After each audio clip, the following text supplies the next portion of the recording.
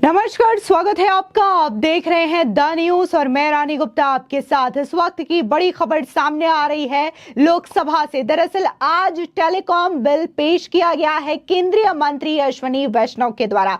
बता दें कि इस बिल के आ जाने के बाद से कई सारे जो फ्रॉड हो रहे हैं उस पर मोदी सरकार का ये बड़ा एक्शन प्लान होगा जिन पर नकेल कसी जाएगी। बता दें कि इसमें कई सारे नियमों को लेकर के बदलाव किए जाएंगे और इसी के साथ ही कहा यह भी जा रहा है कि ये 138 साल पुराने टेलीकॉम बिल की जगह लेगा। दरअसल संसद के शीतकालीन सत्र में आज केंद्र सरकार की ओर से नया टेलीकॉम बिल पेश किया गया है। बता दें केंद्रीय टेलीकॉम मंत्री अश्विनी वैष्णव ने संसद में टेलीकॉम बिल 2023 पेश किया है। इस बिल के जरिए केंद्र सरकार ने नया टेलीकॉम कानून बनाने की ओर एक बड़ा कदम बढ़ा दिया है। आपको बता दें कि यह नया टेलीकॉम बिल 1885 के टेलीग्राफ एक्ट की जगह लेगा, यानी कि 138 साल पुराने कानून की जगह लेगा। दरअसल टेलीकॉम बिल को कैबिनेट की ओर से अगस्त में ही मंजूरी मिल चुकी थी, जिसके बाद आज इसे सदन में पेश किया गया है। केंद्र सरकार नए टेलीकॉम बिल को नए नियमों के साथ ला रही है। इस बिल में ओटीटी की परिभाषा को भी हटाया गया है। साथ ही नया टेलीकॉम बिल 2023 में सरकार ने सैटेलाइट ब्रॉडबैंड सेवाओं के लिए नीलामी न कराने का फैसला लिया है। अब सैटेलाइट ब्रॉडबैंड सेवाओं के लिए फ्री में स्पेक्ट्रम मुक्त में आवंटन दिया जाएगा। सरकार ने नए बिल में टेलीकॉम कंपनियों पर लगने वाली पेनल्टी को भी घटा दिया है। इसके मुताबिक अब टेलीकॉम कंपनियों पर अधिकतम 5 करोड़ की पेनल्टी लगेगी। अभी तक कंपनियों पर 50 करोड़ रुपए तक पेनल्टी का नियम था। इसी के साथ ही आपको बता दें कि केंद्र सरकार ने नए टेलीकॉम बिल में कई सारे पुरानी प्रावधान को भी हटा दिया है। बता दें कि नए बिल में इनवॉल्सेंसी में जुड़े हुए प्रावधान, कंपनियों का ब्याज और पेनल्टी माफ करने वाला प्रावधान हटा दिया गया है। अब सरकार डीटीएच कंपनियों को भी बिना नीलामी के स्पेक्ट्रम देगी। दरअसल इस विधेयक को लेकर के पहले भी विपक्षी पार्टियों के द्वारा विरोध जताया जा चुका है। विधेयक में भारतीय दूरसंचार विनियामक प्राधिकरण यानी कि ट्राई की शक्ति को नियंत्रित करने का भी प्रावधान किया गया था, जिस पर विभिन्न पक्षों ने चिंता जताई थी। इसके तहत telecom regulatory authority of India यानी कि ट्राई का चेयरमैन और मेंबर निजी सदस्य भी बन सकता है। सरकारी अधिकारियों के मुताबिक ओवर द टॉप कंपनियों और ट्राई से जुड़े मुद्दों को मंत्रिमंडल की मंजूरी मिलने से पहले ही सुलझा लिया गया था और इसी के तहत ओटीटी को विधेयक के जरिए रेगुलेट करने का प्रस्ताव हटाया गया है। बता दें मसौदे में किसी कंपनी द्वारा अपना परमिट सरेंडर करने की स्थिति में लाइसेंस पंजीकरण का शुल्क वापस करने जैसे कुछ नियमों को आसान बनाने का प्रस्ताव किया गया था। नए विधेयक में सरकार को उपभोक्ताओं के हित में प्रवेश शुल्क, लाइसेंस शुल्क, जुर्माना माफ करने, बाजार में प्रतिस्पर्धा सुनिश्चित करने और दूरसंचार नेटवर्क की उपलब्धता या फिर निरंतरता और राष्ट्रीय सुरक्षा सुनिश्चित करने की शक्ति प्रदान करने का भी प्रस्ताव है।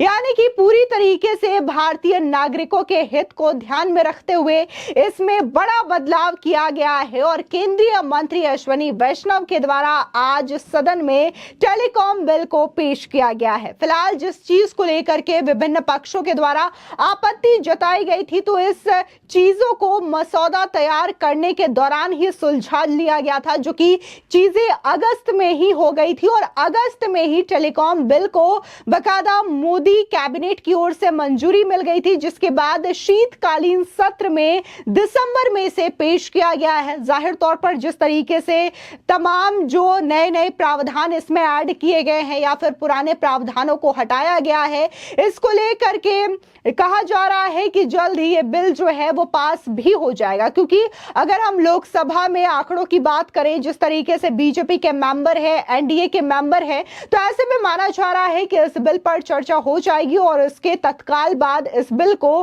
पारित करा लिया जाएगा। इसी के साथ ये बिल जो है कोई भी रुकावट नहीं आएगा और आसानी से पास हो जाएगा, जिसके बाद टेलीकॉम इंडस्ट्री में जिस तरीके से फ्रॉड होते हैं उन तमाम चीजों पर रोक लग जाएगा। कहीं ना कहीं इसे बड़ा प्लान माना जा रहा है और जिस तरीके से एक के बाद एक कई सारे बिल जो हैं वो एनडीए गवर्नमेंट के द्वारा पास कराए जा रहे हैं, मोदी गवर्नमेंट के द्वारा पास कराए जा रहे हैं, तो ये काफी ज्यादा मील का पत्थर भी साबित होता हुआ नजर आ रहा है। क्योंकि अगर हम बात 1885 की करें, उस दौरान ये कानून बनाया गया था और उस टाइम पे बखूबी सभी को पता है कि कैसे देश में अंग्रेजों का शासन हुआ करता था और अंग्रेजों ने कई सारी कानून व्यवस्था अपने हिसाब से बनाई थी। फिर चाहे हम टेलीकॉम इंडस्ट्री की बात करें या फिर जो आईपीसी की धारा है, सीआरपीसी की धारा है, ये चीजें हों या फिर जो एजुकेशन पॉलिसी है, ये तमाम चीजें हम अभी तक यूज करते आए हैं जो कि अंग्रेजों ने बना दी थी। अब टेलीकॉम बिल की बात करें तो 138 साल के बाद इस पे नए प्रावधान जोड़े गए हैं और जाहिर तौर पर जिस तरीके से प्रावधान जोड़े गए हैं तो माना जा रहा है कि ये अब कानून लागू हो जाएगा। ऐसे में हम 138 साल पुराने जो कानून बनाए गए थे अंग्रेजों के द्वारा उसे बदल देंगे। इसी के साथ ही आपको याद होगा जब मॉनसून सत्र के सेशन के दौरान देखने को मिला था कि गृह मंत्री अमित शाह ने बकायदा जो हमारे देश के पुराने कानून हैं जो कि आईपीसी सीआरपीसी जो अंग्रेजों के समय से चले आ रहे हैं उन पर भी बदलाव की बड़ी बात छेड़ी थी। हालांकि इसको लेकर के देश में बहस भी काफी ज्यादा तेज देखने को मिली थी, लेकिन इसमें कई सारे प्रावधान थे जिसे बदलने की बात कही गई थी और खासकर महिलाओं को लेकर के, बच्चों को लेकर के जो अपराध होते हैं इस पे और भी ज्यादा सख्ती बरतने की बात कही गई थी। फिलहाल इस चीज को लेकर के कवायद जारी है। इसी के साथ ही एजुकेशन पॉलिसी की बात करें तो एजुकेशन पॉलिसी भी अभी तक हम वही अपना रहे थे जो कि अंग्रेजों के द्वारा बनाए गए थे। इसमें ज्यादातर जो सिलेबस होते थे वो प्रेरित होते थे फॉरेन कंट्रीज से, विदेशों से, वहां के लोगों के बारे में हमें ज्यादा चीजें बताई जाती थी, बल्कि जो हमारे देश के महान योद्धा है या फिर महान राजा है, क्रांतिकारी हैं, उनके बारे में हमें कम नॉलेज दिया जाता था। लेकिन मोदी सरकार के कार्यकाल के दौरान एजुकेशन पॉलिसी में भी बदलाव किया गया और अब पूरा का पूरा जो सिलेबस है उसमें बदलाव किया जा रहा है। इसमें बच्चों को बाहरी शिक्षा तो दी जाएगी लेकिन हमारे देश की भी शिक्षा दी जाएगी और वो जान पाएंगे कि आखिर पृथ्वीराज चौहान कौन थे, शिवाजी कौन थे, महारानी दुर्गावती कौन थी या फिर रानी लक्ष्मीबाई कौन थी। इसी के साथ ही वैदिक जो वेद पुराण है, गीता का ज्ञान है, उसे भी अब हमारे एजुकेशन पॉलिसी से जोड़ने की कवायद भी तेज हो रही है। तो ये तमाम चीजें लगातार इस बात की ओर इशारा कर रही है कि हमारे देश की जो पुरानी संस्कृति रही है, पुरानी विरासत रही है, उसमें एक बार फिर से कहीं ना कहीं मोदी सरकार जो है वो लौटाने का काम कर रही है। हालांकि मॉडर्न चीजें और जो हमारी देश की हिस्ट्री है वो तमाम चीजों को एक साथ ले चलने का काम कर रही है। कहीं ना कहीं हम टेलीकॉम पॉलिसी की बात करें, टेलीकॉम बिल की बात करें तो इसको लेकर के फिलहाल किसी की ओर से इस तरीके की पाबंदी की बात या फिर नाराजगी की बातें तो सामने नहीं आ रही है। हालांकि विपक्ष का नजरिया क्या होगा इस पे अभी कोई राय नहीं है, लेकिन टेलीकॉम बिल को लेकर के बात कही जाए तो ये अगस्त में बकायदा मंजूरी मिल चुकी थी और आज सदन में इसे पेश कर दिया गया है।